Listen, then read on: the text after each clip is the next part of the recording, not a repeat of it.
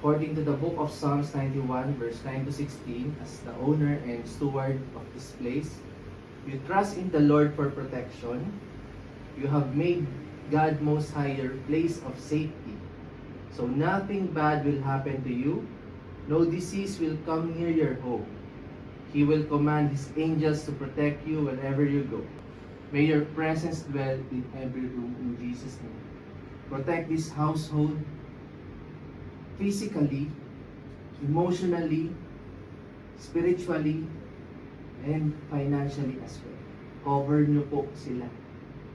And we declare that this home may honor you in every season, in celebration man, and even in difficulties.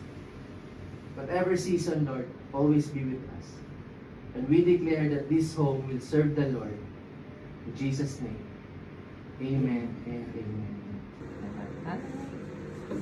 Extend your hands and we pray for you. Father, we thank you for this family, for choosing them to inherit such a good place, such a good home like this. Tinatanggal namin lahat na hindi magagandang bagay sa kanilang buhay at pinapalitan ito ng kapayapaan at pagpapala. Ingatan ang kanilang kalusugan at this is just the beginning. We declare, Lord, that if we become faithful to you in small things, how much more yung mga paparating at i-entrust mo sa amin. So, always remind us to be a good steward in this place and bless the works of our hand. Acknowledge the Holy Spirit to remain in our lives as well as in this place. We dedicate this place to you and these people who decided to honor you. In Jesus' name, amen. Amen. Bless. Pipil nila, Lord, pagpasok nila dito, itong lugar na ito ay pinagpala. They will feel love. They will feel peace.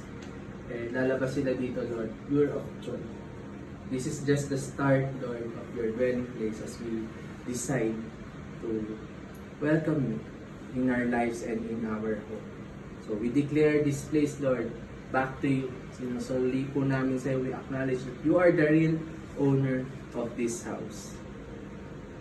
In Jesus' name we pray. Amen.